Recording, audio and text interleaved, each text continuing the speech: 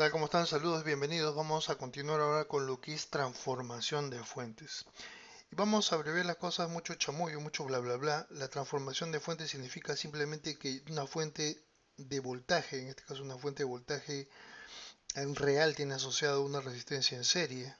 ¿Sí? Esta fuente de voltaje la puedo convertir yo en una fuente de corriente también real. Y las fuentes de corriente tienen asociados a ella una resistencia en paralelo. ¿Correcto? Ahora, ¿cómo hago la transformación de una a otra? Pues muy fácil, fíjense. Primero voy a hallar la resistencia de cada una de las fuentes. Para hallar la resistencia en la fuente de voltaje, lo que hago es poner en cortocircuito esta fuente de voltaje y mido la resistencia viendo desde A y B. La única resistencia que obtengo es R.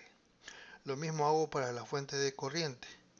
En este caso lo que hago es cortar y sacar la fuente de corriente y me queda solamente esta resistencia entre A y B. Lógicamente cuando lo mida por acá voy a obtener ese valor de resistencia, lo que quiere decir que la resistencia se mantiene al pasarlo de una fuente o de un tipo de fuente al otro tipo de fuente, con la salvedad que en la fuente de voltaje se coloca en serie y en la fuente de corriente se coloca en paralelo a la fuente.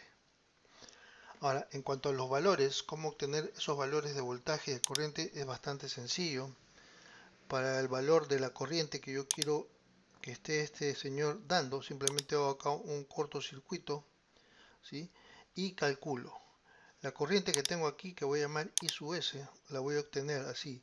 El voltaje V sub S sobre la resistencia, ¿sí? Simple ley de Ohm. Lo tenemos acá. Ahora, para obtener el voltaje V sub S, ¿cómo hago? Simplemente me fijo que la corriente I sub S está pasando por la resistencia R y que al pasar pues causa un voltaje que se va a ver reflejado entre A y B. Ese voltaje es el que se coloca como V sub S.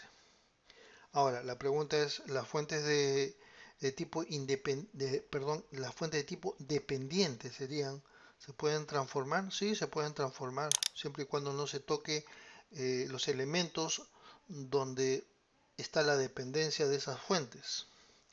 Otra cosa que debemos tomar en cuenta y que de repente se nos ha estado pasando por alto es la colocación de fuentes de voltaje. Dos fuentes de voltaje se pueden colocar en paralelo, ¿sí? De esta manera, por ejemplo, si y solo si ambas fuentes, fíjense, ambas fuentes tienen el mismo valor. Por ejemplo, si este es 10, esta también tendrá que ser 10. ¿Sí? Tienen el mismo valor, ¿eh? Fíjense, ¿eh? Y fíjense la polaridad también. Vamos a hacer circular una inspección alrededor de la malla, fíjense, y aplicar lo que es ley de voltajes de Kirchhoff, ¿no? La sumatoria de voltajes alrededor de una malla debe ser 0. Es decir, entro por acá, tendría más 10, vengo por acá, entro y encuentro menos 10. Más 10 menos 10, 0. 0 es igual a 0, sí se cumple entonces la ley de Kirchhoff. Si colocara una fuente de voltaje diferente, no se cumpliría la ley, ¿sí? Y entonces el que no cumple la ley pues sufre graves consecuencias. Por otro lado, las fuentes de corriente, vamos a colocar un par de fuentes de corriente en serie. Cuando se colocan en serie, se pueden colocar en serie, pero debemos considerar el caso de que, por ejemplo, las dos tienen que tener el mismo valor. No pueden tener valores diferentes, ¿sí? Lo estamos tomando muy aparte de lo que son las resistencias, ¿eh? Fíjense ahí, no estamos colocando las resistencias. Estamos asumiendo solamente las fuentes en sí. Entonces, en este caso, en este nodo, también debe cumplirse lo que es la ley de corrientes de Kirchhoff. Por un nodo, la corriente que entra es igual a la corriente que sale. Si entran 3, pues debe salir 3. ¿Correcto? Si acá yo pusiera 4, pues habría una incongruencia. Se estaría violando la ley. Y si violas la ley, pues vas a ser severamente castigado. Luego tenemos el caso de las fuentes de voltaje en serie. En el caso de las fuentes de voltaje en serie, la cosa ya es más simple, es más sencilla. Si tengo dos fuentes en serie, por ejemplo, si yo tengo acá una de póngale 10 voltios y acá una de 12. El voltaje que voy a ver entre este punto y este punto sería la suma algebraica de esas fuentes de voltaje. Por ejemplo, por acá voy a tener un más 10 más 12, 22 voltios, ¿sí? Acá sería el negativo. Y acá tendría entonces más 22 voltios, ¿correcto? Vamos a ponerlo así.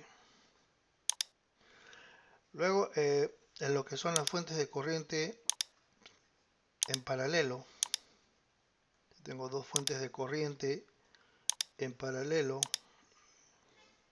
También pueden tener cualquier valor. Este puede ser de 7, esta puede ser por ejemplo de 4, ¿sí? Y la corriente que va a circular por acá, simplemente empleando ley de corriente de Kirchhoff, tengo 7 más 4, la que sale es la suma de ambas, ¿no? 11 amperios, ¿correcto?